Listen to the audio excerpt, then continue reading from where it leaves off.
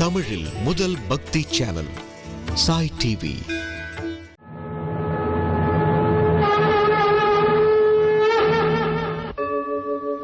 यदा यदा हि धर्मस्य ग्लानिर्भवति भारत अभ्युत्थानम् अधर्मस्य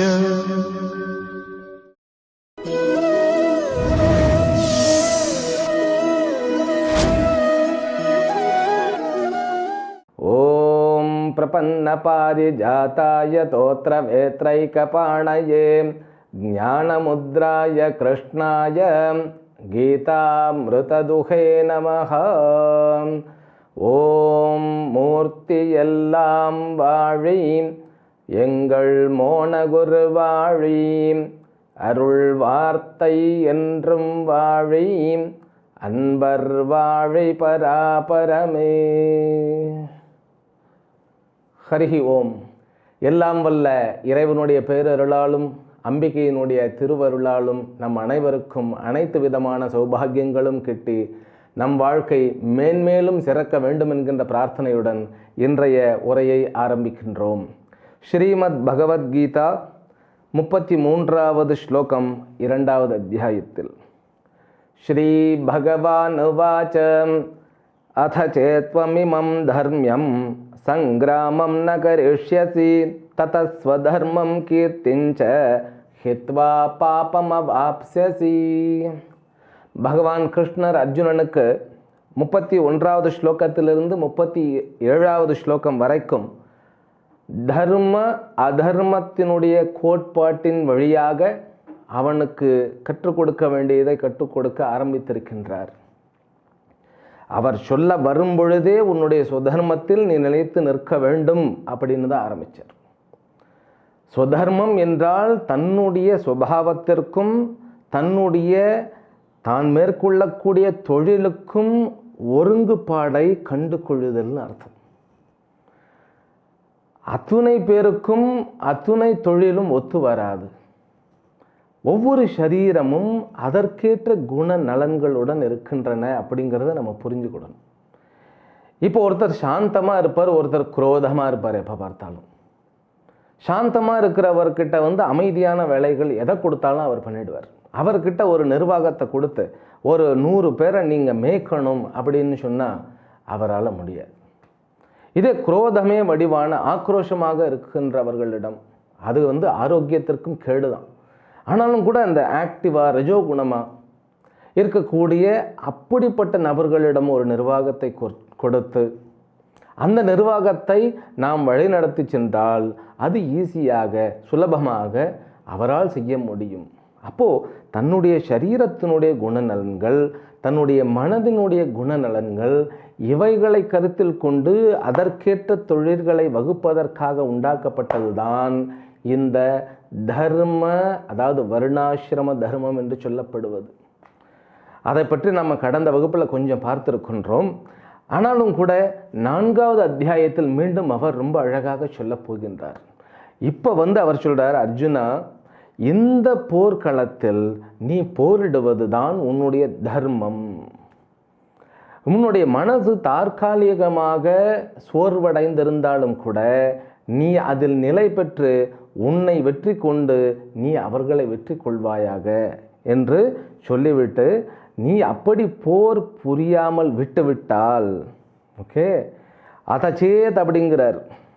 துவம் இமம் தர்மியம் சங்கிராமம் ந கரிஷ்யதி சேத். ஒரு கால் நீ போரிடாமல் விட்டுவிட்டால் தத ஸ்வதர்மம் கீர்த்திஞ்ச ஹித்வா பாபம் அவாப்ஸ்யசி, நீ பாபம் அடையவே அப்படிங்கிறது உறுதி. ஆனாலும் கூட 2 விதமான குற்றங்களுக்கு நீ ஆளாவாய் அப்படிங்கிறார். என்னன்னு கேட்டால், தன்னுடைய தர்மத்தை தியாகம் செய்தலும் பரதர்மத்தில், அதாவது அடுத்தவர்களுடைய தர்மத்தில் பிரவேசம் செய்தலும் ஆகிய தேவையில்லாமல் 2 தவறுகளுக்கு ஆளாவாய். அதுவும் மட்டுமல்ல, உன்னுடைய கீர்த்திகளையும் நீ இழந்து விடுவாய். ஏனென்றால் ஒரு க்ஷத்ரியனுக்கு கீர்த்தி தான் ரொம்ப முக்கியம். அவர்களுக்கு வந்து தைரியமும் ஆக்ரோஷமும் கீர்த்தியும் தான் ரொம்ப முக்கியம். ஒரு அரசன் அப்படின்னா அந்த அரசன் வந்து யசஸோடையும் கீர்த்தியோடும் இருந்தாதான் அந்த ஆட்சி செங்கோல் ஆட்சி என்று கூறப்படுகிறது. இல்லை அப்படின்னாக்கா அது கொடுங்கோல் ஆட்சி அல்லது முறையற்ற ஆட்சி என்று கூறப்படும். அது வந்து உன்னுடைய மரணத்தை விட கொடியதுங்கிறார் அடுத்த ஸ்லோகத்தில். அகீர்த்திஞ்சாபி பூதானி கதயிஷ்யந்தி தேவ்யயாம் சம்பாவிதஸ்ய ச கீர்த்திஹி மரணாததிரிச்யதே சொல்லிட்டார். அதாவது இந்த அகீர்த்தியெல்லாம் உனக்கு பழக்கமே இல்லாதது, அதெல்லாம் வந்து சேர்ந்துடும். அப்புறம் கூறத்தகாத வார்த்தைகள் எல்லாம் கூற ஆரம்பித்து விடுவார்கள். இவர்களால் அதாவது இதுவரைக்கும் உன்னுடைய வாழ்க்கையில் நீ சம்பாதித்த அந்த ஒரு கௌரவமும் அந்த ஒரு கீர்த்தியும் இழந்து, அதாவது மரியாதையாக இவ்வளவு காலங்களும் கௌரவத்துடனும் பெருமையுடனும் மகிமையுடனும் வாழ்ந்த உனக்கு இவைகளை கேட்கும் பொழுது மரணத்தை காட்டிலும் கொடியவைகளாக இருக்கும் அப்படின்னு சொல்லிட்டு, அதனால தான் வந்து இது மட்டுமல்ல, மேற்கொண்டும் மக்கள் பேசுவார்கள். இந்த எதிரில் நிற்கக்கூடிய அத்தனை மகாரதர்களும் அதே போல் தன்னுடைய அதாவது உன்னுடைய படைகளில் இருக்கக்கூடிய மாபெரும் வில்லாளிகளும் போராளிகளும் பெரிய பெரிய யுத்த ஜாம்பவான்களும் உன்னுடைய வீரத்திலேயே சந்தேகம் கொள்ள ஆரம்பித்து விடுவார்கள். ஏனென்றால் பயத்தினால் நீ இந்த போர்க்களத்திலிருந்து விலகி ஓடிவிட்டாய், புறமுதுகு காட்டிவிட்டாய் என்று கூறி இதுவரைக்கும் நீ கண்ட வெற்றிகளெல்லாம் சந்தேகமாக பார்க்க ஆரம்பித்து விடுவார்கள். அதெல்லாம் தேவையா உனக்குங்கிறார். பயாத்ரணாது பரதம் மன்ஸ்யந்தே த்வாம் மகாரதாஹ ஏஷாம் ச த்வம் பகுமதஹ பூத்வா யாஸ்யசி லாகவம் அவாச்யவாதான்ச்ச பகூன் வதிஷ்யந்தி தவாஹிதாஹ நிந்தந்தஸ்தவ சாமர்த்தியம் ததோ துக்கதரம் நு கிம். அவர்களுடைய அந்த கணிப்பிலிருந்து அவர்களுடைய அந்த மதிப்பிலிருந்து நீ இறக்கப்படுவாய். இதெல்லாம் பார்க்கும் பொழுது இதை நீ ஏற்றுக்கொள்ளக்கூடிய மனப்பக்குவத்திலும் இல்லை. அந்த மாதிரி இருக்கும் பொழுது உன்னுடைய மரணமே மேல் என்பது உனக்கு உணர்த்தப்படும் அப்படின்னு சொல்லிட்டு அதோடு நிற்காம நீ எழுந்து வா, இப்படியெல்லாம் சொல்லி முடித்துவிட்டு உடனே நீ எழுந்து வா என்று கூறுகிறார். இந்த ஸ்லோகம் வந்து பகவத்கீதையிலேயே மிகவும் முக்கியமான ஸ்லோகம். ஹதோ வா பிராப்ஸ்யசி ஸ்வர்கம் ஜித்வா வா போக்ஷ்யசே மஹீம் தஸ்மாதுத்திஷ்ட கௌந்தேய யுத்தாய கிருத நிச்சயஹ. இதிலிருந்து இதுவரைக்கும் நாம் கீதையை பார்ப்பதிலிருந்து என்ன தெரிகிறது என்று கேட்டால், சோர்வு என்பது அனைத்து மனிதர்களுக்கும் பொதுவானது. அந்த சோர்விலிருந்து மீண்டு எழுந்து வருவது என்பது சிறந்த மனிதர்களுடைய அடையாளம் ஆகிறதுங்கிறது மட்டும் நம்மால் புரிந்து கொள்ள முடிகிறது. அப்புறம் இன்னொன்று சொல்லுகிறார், ஹதோவா பிராப்ஸ்யசி ஸ்வர்க்கம். மனிதன் தன்னுடைய சுயநலத்துக்காக வாழுவது, தன்னுடைய குடும்பத்தினர்களுக்காக வாழுவது, தன்னுடைய நாட்டிற்காக வாழுவது, பிறகு ஈஸ்வரனுக்காக வாழுவது, பிறகு இந்த அனைத்து அண்ட சராச்சரங்களில் இருக்கக்கூடிய உயிரினங்களுக்காக வாழுவது. இப்படி அந்த தரமானது சுயநலமாக வாழுவது கடைத்தரமாகவும் அனைவருக்குமாக வாழுவது என்பது முதல் தரமாகவும் தலைச்சிறந்த வாழ்க்கை என்றும் கூறப்படுகிறது. அதிலும் கூட ஒரு அரசனாகவோ அல்லது யுத்த வீரனாகவோ இருந்து தர்மத்திற்காக தன்னுடைய உயிரை இழந்தால் கண்டிப்பாக அவர்கள் சொர்க்கத்திற்கு இட்டு செல்லுவார்கள். அதைத்தான் இங்கே சொல்றார். ஹதோவா பிராப்ஸ்யசி ஸ்வர்க்கம். நீ தர்மத்திற்காக நீ வந்திருக்கின்றாய், நீ போரிடு. அப்படியே நீ கொல்லப்பட்டால் கண்டிப்பாக உனக்கு சொர்க்க லோகமானது கிடைக்கும். ஜித்வாவா போக்ஷ்யசே மஹி. போரிட்டு வெற்றி கண்டால் கண்டிப்பாக இந்த ராஜ்யம் எல்லாம் கிடைத்து நீ அரசனாக ஆட்சி செய்வாய். ஆகவே உத்திஷ்டத கௌந்தேய யுத்தாய கிருத நிச்சயாக. ஆகவே யுத்தத்தின் பொருட்டு உறுதி பூண்டு எழுந்திருப்பாயாக அப்படின்னு சொல்றார். ஆனால் இதுவரைக்கும் சொன்னது சரி, எழுந்திருப்பாயாக, யுத்தம் புரிவதற்கு எழுந்திருப்பாயாக. ஆனால் இதுவரைக்கும் இருந்த அர்ஜுனனாக இல்லாமல் நான் இனி கூறப்போகின்ற விஷயங்களை கடைப்பிடித்து யுத்தம் செய்வாயாக அப்படின்னு சொல்றார். அப்படி என்ன சொல்ல வருகிறார் பார்ப்போம். சுகதுக்கே சமே கிருத்வா லாபாலாபௌ ஜயா ஜயௌ ததோ யுத்தாய யுஜ்யஸ்வ நைவம் பாபமவாப்ஸ்யசி. இந்த ராமாயணத்தில் ஒரு நிகழ்வு. ராமனிடம் வாலியினுடைய சகோதரன் இந்த சுக்ரீவன் சரணடைகிறான், தஞ்சம் புகுகின்றான். எதற்குன்னு கேட்டால் வாலி துரத்தி துரத்தி இவனை கொல்லுவதற்காக துடிக்கின்றான். அப்போ ராமர் தான் அவனை காப்பாற்றுகிறேன். வாலியினுடைய ஒரு வரம் இருக்கின்றது. யார் அவன் முன்னாடி போய் நின்னாலுமே அவனுக்கு அவர்களுடைய பாதி பலம் சேர்ந்துடும். அதனால் அவனை எப்படி மடக்கிறது? ராமபிரான் ஒரு விஷயம் பண்ணினார். என்ன பண்ணினார்னா, அவனை நீ மறுபடியும் போருக்கு போ, அவன் புரிந்து கொள்கிறானான்னு பார்ப்போம். ஏன்னா இறைவனிடம் தஞ்சம் புகுந்து விட்டான் அப்படின்னு சொன்னாலே அவனுக்கு மா சுச்சஹா. வாழ்க்கையில் அதாவது அவதார புருஷர்களில் உதாரணமாக திகழ்ந்தது, தர்ம புருஷனாக வாழ்க்கையவே உதாரணமாக கொடுத்தது பகவான் ராமன், அதாவது ராமபிரான். தன்னுடைய உபதேசங்களை மக்களுக்கு கொடுத்து உபதேசங்களை பிரதானமாக கொண்டது கிருஷ்ண பகவானுடைய வாழ்க்கை. இப்போ கிருஷ்ணர் என்ன சொல்லுகின்றாருன்னாக்கா, சர்வதர்மான் பரித்யஜ்ய மாமேகம் சரணம் பிரஜ. நீ எதை பற்றியும் கவலைப்படாமல் என்னை நீ தஞ்சம் புகுவாயாக அப்படின்னு கடைசியில் அத்தனையும் சொல்லி கொடுத்ததுக்கப்புறம் சொல்கிறார். அதே போல் 9வது அத்தியாயத்தில் பாதியில் ஒரு விஷயம் சொல்லுகிறார். என்ன அப்படின்னு கேட்டால், அனன்யாச்சந்தயந்தோ மாம் ஏ ஜனா பர்யுபாசதே தேஷாம் நித்யாபியுக்தானாம் யோகக்ஷேமம் வகாம்யகம். தன்னை பற்றி சிந்தனை இல்லாமல் தன்னுடைய குடும்பத்தை பற்றியோ நாட்டை பற்றியோ எதை பற்றியும் சிந்தனை செய்யாமல் என்னையே சிந்தித்து கொண்டும் வழிபட்டு கொண்டும் உபாசித்து கொண்டும் இருக்கக்கூடிய பக்தர்களுடைய உலக நன்மையையும் இவ்வுலக நன்மையையும் மேலுலக நன்மையையும் நான் கவனித்துக் கொள்கின்றேன் அங்கே சொல்லுகிறார். தமிழ்லையும் சொல்லுறோம் இல்லையா, இருள் சேர் இருவனையும் சேரா இறைவன் பொருள் சேர் புகழ் புரிந்தார் மாட்டு அப்படின்னு. இறைவனுடைய தஞ்சம் புகுந்தவர்கள் பிரச்சனைகளிலிருந்து விடுபடுகிறார்கள். அப்படி தன்னிடம் தஞ்சம் புகுந்தவர்களை, அதனால தான் பகவானை யார் சரணடைந்து பகவானே சரண் அப்படின்னு இருக்கின்றவர்களுக்கிட்ட நம்ம ஜாக்கிரதையாக பழகணும். ஏன்னா அங்கே அந்த ஆசீர்வாதமும் அனுகிரகமும் இருக்கின்றது. இதை புரிந்து கொள்ளுவான் வாலின்னு சொல்லிட்டு அவனோட சுக்ரீவனை அனுப்புகிறார். ஏன்னா அரசன் வாலின்னு சொன்னாலே அவன் ஒரு மகா அரசன் இல்லையா. அரசனுங்கும் போது எதிரி எங்கெங்கெல்லாம் போகின்றான், யார் யாரிடமெல்லாம் கூட்ட வைக்கின்றான் எல்லாம் பார்ப்பான் இல்லையா. ஸோ ராமபிரான் கிட்ட இருந்து வரான்னு தெரிஞ்சும் கூட அவனுக்கு கொஞ்சம் கூட அந்த இருமாப்பு குறையலை. எப்பொழுதும் போலவே அவர்கள் போரிட ஆரம்பிக்கின்றார்கள். அப்போ அந்த போரில் புறமுதுகு காமித்து ராமனிடம் மீண்டும் ஓடி வந்த அந்த சுக்ரீவனுக்கு ஒரு மாலையை போட்டு விட்றார். அந்த மாலையை போட்டு இதனாலேயாவது அவன் புரிந்து கொள்வானான்னு பார்க்க, அப்பொழுதும் அவன் புரிந்து கொள்ளவில்லை. வாலி கொல்லப்பட்டான் இல்லையா.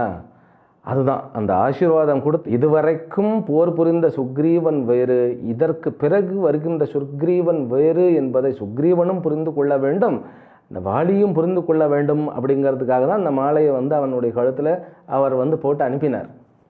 ஆனால் 2 பேருமே புரிந்து கொள்ளவில்லை. ஆனாலும் சுக்ரீவன் இவரிடம் சரண் அடைந்ததினால் காப்பாற்றப்பட்டான். அந்த அனுகிரகம் தான் இங்கே கொடுக்கிறார். இதுவரைக்கும் அவனுடைய வாழ்நாளிலேயே சொல்லாத ஒரு விஷயத்தை இப்போ சொல்ல வருகிறார். அதுதான் கர்ம யோகம் என்கின்ற ரகசியம். கர்மம் அப்படின்னு சொன்னாலே நம்முடைய வாழ்க்கையில் மயமாக இருப்பது, இந்த சரீரம் நமக்கு கிடைத்ததே நம்முடைய கர்மத்தினுடைய பலன்கள் தான். நம்ம வீட்டில் பாட்டி எல்லாம் சொல்லி கேட்டிருப்போம், தாத்தா எல்லாம் கர்ம பலன்தா அப்படின்னு சொல்லியெல்லாம் நம்ம கேட்டிருப்போம். ஆனாலும் கூட இந்த விஷயம் தெரிந்தாலும் கூட அதனுடைய உள்ளார்ந்த அர்த்தங்கள் தெரியாத வரைக்கும் நம்மால் அதிலிருந்து பிரயோஜனத்தை உண்டாக்கி கொள்ள முடியாது. அதனால தான் இப்போ அவர் சொல்ல போகிற விஷயம் என்ன அப்படிங்கிறத நம்ம கொஞ்சம் கண் திறந்து பார்க்கணும், காது கொடுத்து கேட்கணும். இதுவரைக்கும் அவர் என்ன சொல்லி கொண்டு இருந்தார் அப்படின்னா, முதல்ல பிரம்ம வித்யா என்பதை சொல்லி கொடுத்தார். அதன் பிறகு லௌகிக வித்யா விவகாரம் என்னங்கிறத சொல்லி கொடுத்தார். பிறகு தர்ம விதமாகவும் நீ போரிட வேண்டும்னு சொல்லி எந்த வகையிலும் ஆன்மீகத்தினுடைய உயர்ந்த சிந்தனைப்படி பார்த்தாலும் நீ போரிட வேண்டும், உலகினுடைய அனுபவங்களை குறித்து பார்த்தாலும் நீ போரிட வேண்டும், அதே போல் தர்ம சாஸ்திரத்தின் படி பார்த்தாலும் நீ போரிட வேண்டும். அப்போது போரிட வேண்டும்னாக்கா வாழ்க்கையில் பின்வாங்கக்கூடாது, தான் எடுத்த தர்ம காரியத்தில் நிலைத்து நின்று போரிட வேண்டும். மனம், உடல், சிந்தை இவைகள் மீண்டும் மீண்டும் சோர்வை கொள்பவைகள், அவைகளிலிருந்து மீண்டும் தர்மத்தை நிலைநாட்ட வேண்டும் என்பதுதான் இந்த போதனையினுடைய, இந்த டீச்சிங்கினுடைய அர்த்தம்.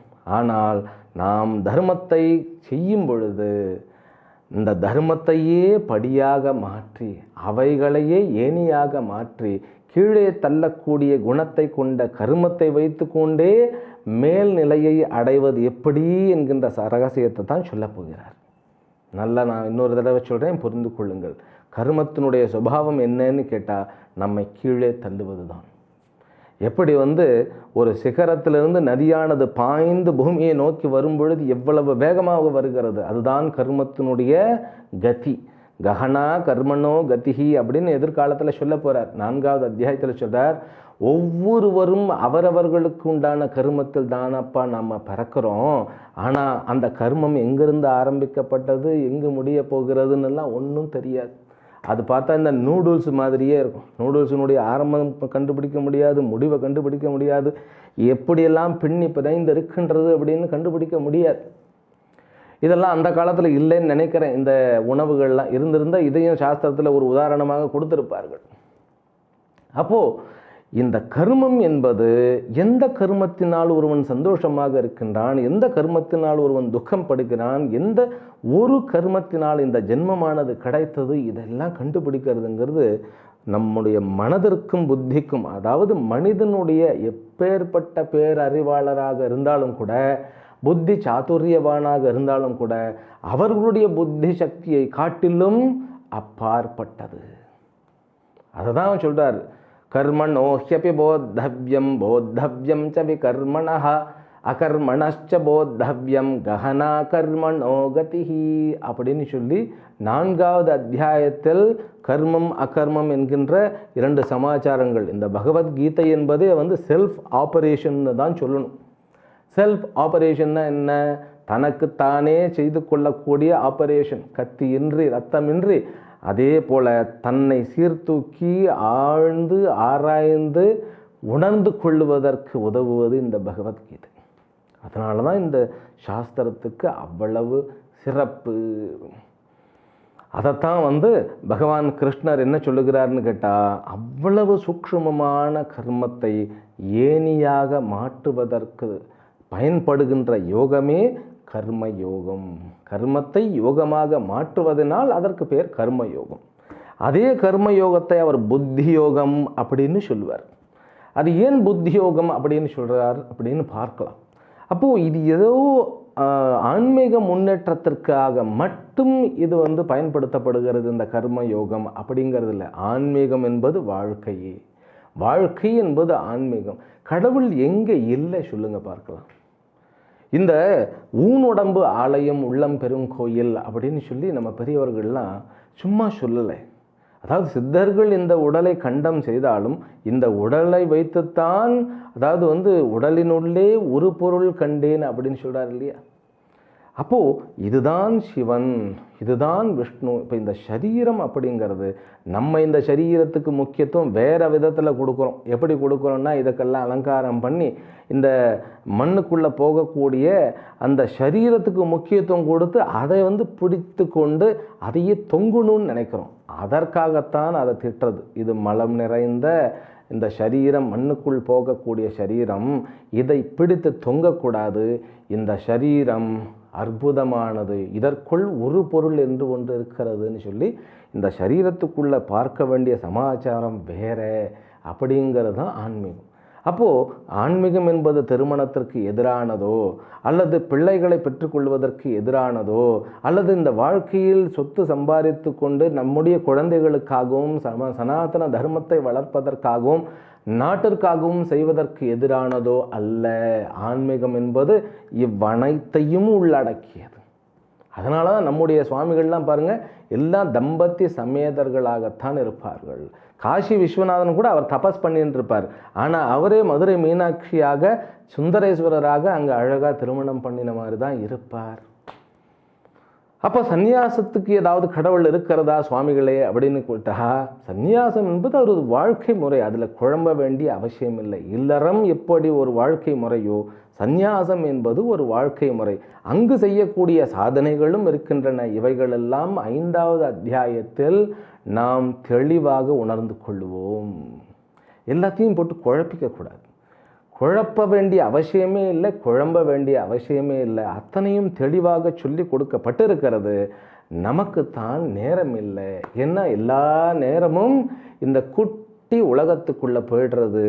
ஒன்று இல்லை அதில் நுழைஞ்சி வாழ்க்கையவே ஒப்படைச்சி சரணாகதி ஆகி அதன் பின்பே வாழ்க்கையும் போயிடும்.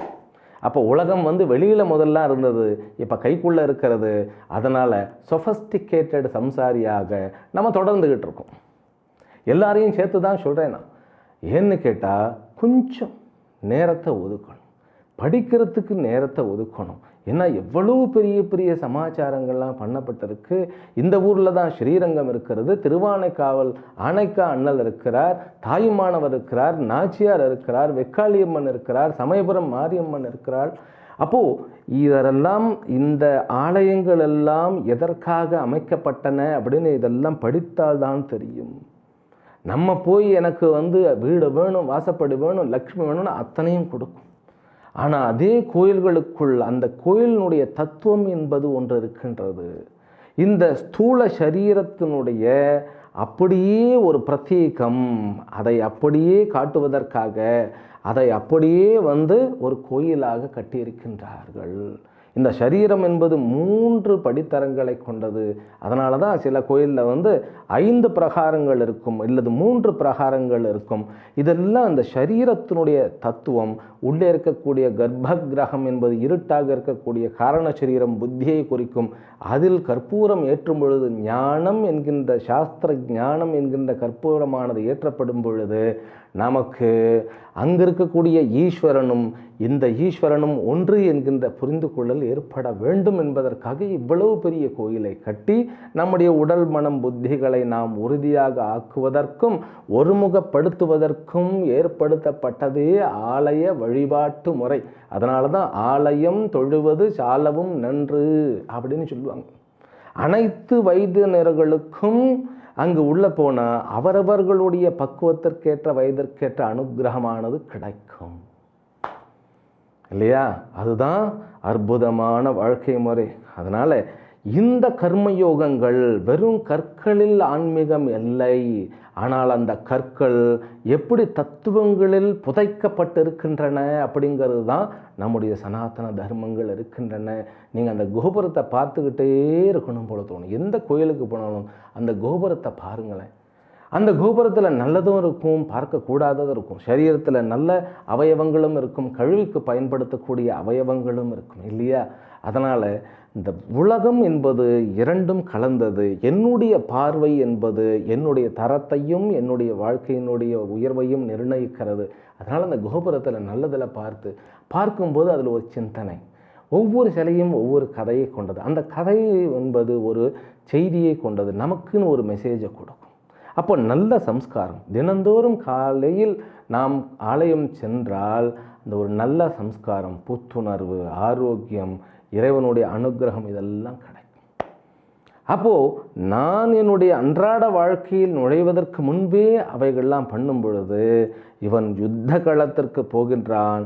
இவன் இதற்கு மேலும் பாபத்தை சம்பாதிக்கக்கூடிய கர்மமாக அல்லாமல் இனிமேல் அதே கர்மத்தை, அதாவது கீழ்நோக்கி இழுத்து செல்லக்கூடிய சுபாவத்தை கொண்ட கர்மத்தை மேல் நோக்கி இட்டு செல்லக்கூடிய கர்மமாக மாற்றக்கூடிய வித்யானது சொல்லிக் கொடுக்கப்படுகிறது. ரொம்ப பெரிய மிகவும் மகத்துவமான பெரிய சமாச்சாரம். அதை நாம் மெல்ல மெல்ல ஸ்லோகத்தை ஆரம்பிக்கலாம். சுகதுக்கே சமே கிருத்வா லாபா லாபௌ ஜயா ஜயௌ ததோ யுத்தாய யுஜ்யஸ்வ நைவம் பாபம் அவாப்ஸ்யசி. எப்பா, நீ கர்மத்தை பண்ணும் பொழுது அந்த கர்மம் என்பது எந்த ஒரு செயலாக இருந்தாலும் அதில் எதிர்பார்ப்பு என்று ஒன்று இருக்கிறது. இப்போ ஒரு பிஸ்னஸ் ஆரம்பித்தாலும் கூட லாபம் வரணும் அப்படின்னு தானே ஆரம்பிப்போம். ஆனால் லாபம் வரலை அப்படின்னா என்ன வரும்? நஷ்டம் வரும். இந்த ரெண்டு தான் வரும். அதாவது லாபம் அப்படிங்கிறது எதிர்பார்ப்பை விட அதிகமாக இருக்கும், அல்லது எதிர்பார்த்தபடி இருக்கும், எதிர்பார்த்ததுக்கும் கம்மியாக இருக்கும். இந்த 3 கேட்டகரியுமே லாபம்தான். சுத்தமாக ஆப்போசிட். சுத்தமாக நம்ம போட்ட முதலும் போயிடுச்சுன்னா அதுக்கு பேர் நஷ்டம் இல்லையா? ஒன்று லாபம் வரும், இல்லது நஷ்டம் வரும். அப்போ என்னுடைய எதிர்பார்ப்பு எப்படி இருக்கும்னு கேட்டால், ஒரு பிஸ்னஸ் ஆரம்பிக்கும் பொழுது லாபம் வரணும், நஷ்டம் வந்துடக்கூடாது. இதுதான் எதிர்பார்ப்பு இல்லையா? அதே போல் ஒரு விளையாட்டாகட்டும் அல்லது ஒரு தொழிலாகட்டும், வெற்றி வேண்டும், தோல்வி வேண்டாம். அப்போ வெற்றி வேண்டும் நினைக்கிற ஒரு மனசு, அதே மனசு தோல்வி வேண்டாம் அப்படின்னு நினைக்கிறது. அப்போது என்னுடைய மனசு, ஒவ்வொருவருடைய மனசும் ஒரு செயலை செய்யும் பொழுது ஒரு எதிர்பார்ப்போடு தான் செய்கிறது. எதிர்பார்ப்போடு, அதாவது பலனை குறித்து தான் செய்கிறது இல்லையா? இந்த சம்ஸ்கிருதத்தில் இன்னொரு லைன் ஒன்று இருக்குது. அதாவது பிரயோஜனம் அனுத்திஷ்ய மந்தோபி ந பிரவர்த்ததே இல்லையா? ஒரு சின்ன பிரயோஜனத்தை எதிர்பார்க்காமல் எந்த ஒரு முட்டாளும் கூட ஒரு காரியத்தை செய்ய மாட்டான் அப்படின்னு. ஆனால் இவர் சொல்லுகிறார், அந்த சுக துக்கத்தை சமமாக கருதி, அதில் வரக்கூடிய இன்ப துன்பங்களை சமமாக கருதி, வெற்றி தோல்விகளை சமமாக கருதி, லாப நஷ்டங்களை சமமாக கருதி, நீ போரிற்காக போரை புரிவாயாக, அப்பொழுது பாவத்தை அடைய மாட்டாய் அப்படின்னு சொன்ன உடனே தலையெல்லாம் சுத்த ஆரம்பிக்கும். இது எப்படி சாத்தியம்? இது கர்மத்திற்கு உந்துகோலே எதிர்பார்ப்பு தான். எதிர்பார்ப்பு இல்லைன்னா கர்மம் நடக்காது, கர்மம் செய்ய மாட்டோம். நமக்கு ஏதாவது தேவைன்னா தான் ஆரம்பிப்போம், பசி வந்தால் தான் சாப்பிடணும்னு போவோம் இல்லையா? இல்லைன்னா சாப்பிட போக மாட்டோம். தேவைன்னா தான், தேவை மனிதனை வேலை செய்ய வைக்கின்றது. அப்போ இவர் இப்படி சொல்லும்போது எப்படி இது ஆகிறது கதை அப்படின்னா, இவரே தொடர்கிறார், பார்ப்போம். ஏஷா தே பிஹிதா சாங்கியே புத்திர்யோகே த்விமாம் ஸ்ருணு புத்தியா யுக்தோ யயா பார்த்த கர்மபந்தம் பிரஹாஸ்யசி. எப்பா, இந்த வித்யாவானது ஏற்கனவே புத்தி யோகம் என்கின்ற தலைப்பில் என்னால் கூறப்பட்டது. இந்த புத்தியோகத்துடன் இணைந்து யார் ஒருவன் கர்மம் செய்கின்றானோ, அல்லது நீ கர்மம் அப்படி செய்தால் உன்னை கர்ம பந்தமானது, இந்த வார்த்தை கவனிங்கோ, கர்ம பந்தமானது அடைவது இல்லை அப்படின்னு சொல்லுகிறார். அப்போ போன ஸ்லோகத்தில் சொல்லக்கூடிய அந்த விஷயத்தை புரிய வைப்பதற்காக இந்த ஸ்லோகங்களை ஆரம்பிக்கின்றார். அதை நாம் அடுத்த தொகுப்பிலிருந்து புரிந்து கொள்ள ஆரம்பிப்போம். ஹரிஹி ஓம். அனைவருக்கும் என்னுடைய வாழ்த்துக்களும் வணக்கங்களும். ஓம் பூர்ணமதః பூர்ணமிதம் பூர்ணாத் பூர்ணமுதச்யதே பூர்ணஸ்ய பூர்ணமாதாய பூர்ணமேவாவசிஷ்யதே. ஓம் சாந்தி சாந்தி சாந்தி. ஹரிஹி ஓம். ஸ்ரீ குருப்யோ நமஹ. ஹரிஹி ஓம்.